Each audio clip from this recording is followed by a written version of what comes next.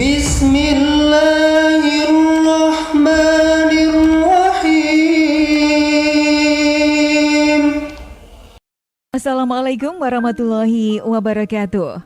Sahabat beriman yang dirahmati Allah, agama Islam memiliki sederet ibadah yang bisa dijadikan umat muslim sebagai perantara untuk memperlancar datangnya rizki. Salah satunya ialah sholat duha. Pasalnya, dalam ajaran Rasulullah Shallallahu Alaihi Wasallam, sholat duha merupakan ibadah yang sangat dianjurkan oleh beliau lantaran melekat berbagai macam keistimewaan pada ibadah tersebut. Sayangnya, di balik keistimewaannya yang bisa membuka pintu rizki, sholat duha ternyata mampu menghambat rizki. Kenapakah hal tersebut bisa terjadi? Tonton terus video ini hingga akhir agar tidak sesat. Namun sebelum lanjut, sudikah kiranya untuk klik tombol like-nya terlebih dahulu sebagai bentuk dukungan untuk channel kecil kami sehingga menjadi besar manfaatnya untuk orang banyak dan semoga dilancarkan rezekinya. Amin ya Rabbal Alamin. Terima kasih. Sahabat beriman, pasti kalian pernah mendengar pernyataan satu ini. Dikerjakan mendapat pahala, ditinggalkan tidak menghasilkan dosa. Seperti itulah sifat ibadah sunnah. Akan tetapi, ibadah sunnah tetap saja tak bisa dianggap remeh. Salah satu keistimewaan ibadah sunnah ialah mampu menutupi kekurangan pada ibadah wajib. Sebagaimana dalam sebuah hadis Rasulullah Shallallahu Alaihi Wasallam yang bersabda, amal yang pertama kali dihisab pada hari kiamat nanti adalah sholat. Jika baik sholatnya, maka dia akan beruntung, dan jika jelek, maka dia akan menyesal dan rugi. Allah Subhanahu wa Ta'ala berfirman kepada malaikat, periksalah sholat hambaku cukup atau kurang. Jika cukup, catat.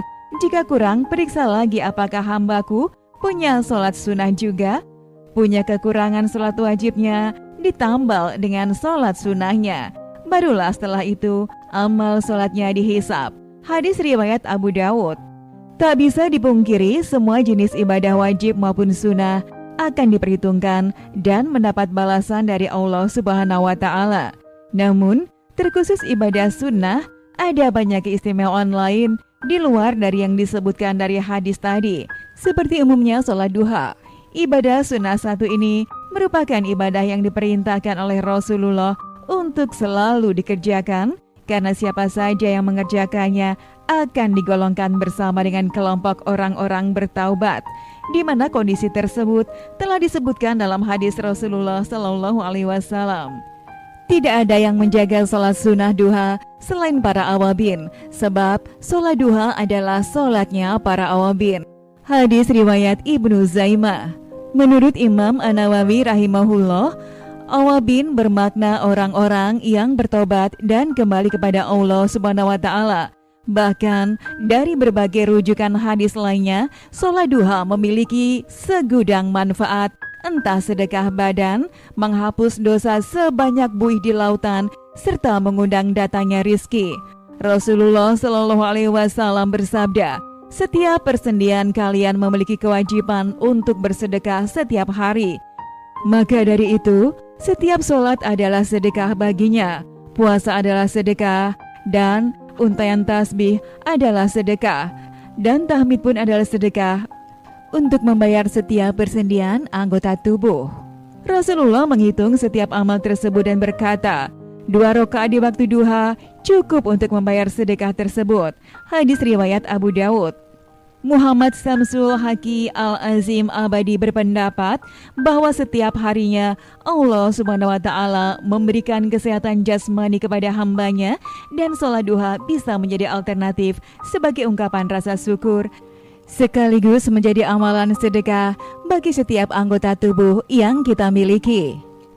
Memang tak bisa disangkal, untuk memperoleh keistimewaan sholat sunnah duha haruslah dikerjakan sesuai dengan jumlah rakaatnya.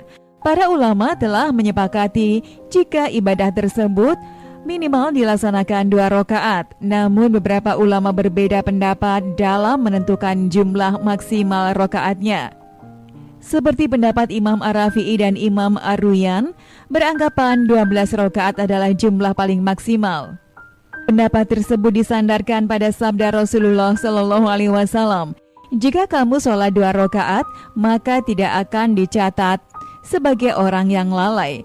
Jika kamu sholat 4 rakaat, maka akan dicatat sebagai muslimin atau orang baik. Dan jika kamu sholat 6 rakaat, maka dicatat sebagai orang yang senantiasa berdiri mengerjakan sholat. Jika kamu sholat 8 rakaat, maka dicatat sebagai orang yang sukses dan beruntung. Dan jika kamu sholat 10 rakaat, maka dosamu tidak akan dicatat pada hari itu. Dan jika kamu sholat duha 12 rakaat, maka Allah akan bangunkan rumah di surga. Hadis riwayat Al-Baihaqi. Sayangnya, dalil rujukan Imam Ar-Rafi'i dan Imam Ar-Ruyani memiliki kedudukan lemah dari sanadnya. Namun sebagai orang muslim, tidak perlu meributkan jumlah rakaat yang harus dikerjakan, sebab yang paling penting adalah mengerjakan salah satu ibadah sunnah yang sangat dicintai oleh Rasulullah SAW. Lain halnya dengan pendapat Imam An-Nawawi yang mengatakan jika sholat duha maksimal dikerjakan 8 rakaat dan minimal 4 rakaat. Hal tersebut dikisahkan Nu'ain bin Hambar, di mana beliau mendengar Rasulullah SAW bersabda, Allah Subhanahu wa Ta'ala berfirman, wahai anak cucu Adam, laksanakanlah untukku dan janganlah engkau tinggalkan 4 rakaat di awal hari, maka aku akan mencukupimu dengan sholat itu di hari akhir. Hadis riwayat Ahmad. Dari hadis tersebut, beberapa ulama berbeda pendapat dalam memaknai keistimewaan sholat duha, seperti dijelaskan oleh Syekh Saiful Rahman Al-Mubarakpuri dalam kitabnya berjudul Kecukupan dalam Kesibukan dan Urusan dan Dijauhkan dari Hal-hal yang Tidak Kalian Suka sampai Akhir Siang. Sedangkan Syekh Muhammad Abdul Rauf Al-Nawawi dalam kitab Fathul Qadir menjelaskan, maksud kalimat akan mencukupimu ialah keselamatan dari musibah dan cobaan hingga siang hari. Dari dua pendapat ulama tersebut, memang tidak ditemukan sebuah penjelasan yang menyebutkan sholat duha dapat mengundang rizki berupa harta. Akan tetapi harus dipahami, konsep ini tidak selalu berbentuk harta dan materi, melainkan bisa berbentuk ketenangan hidup, urusan akhirat serta dunia yang lancar dan terhindar dari segala mara bahaya. Namun, untuk mencapai keistimewaan sholat duha yang telah Allah janjikan, seorang muslim juga harus mengetahui waktu-waktu tertentu untuk melaksanakan ibadah tersebut. Menurut jumhur ulama, waktu duha dimulai ketika panas matahari sudah menyengat hingga menjelang waktu zuhur, yakni sekitar 15 menit sebelum masuknya waktu zuhur. Sekian video dari kami, mohon maaf jika ada kesalahan. Dan terima kasih untuk sahabat semua yang telah menonton video ini sampai selesai. Wassalamualaikum warahmatullahi wabarakatuh.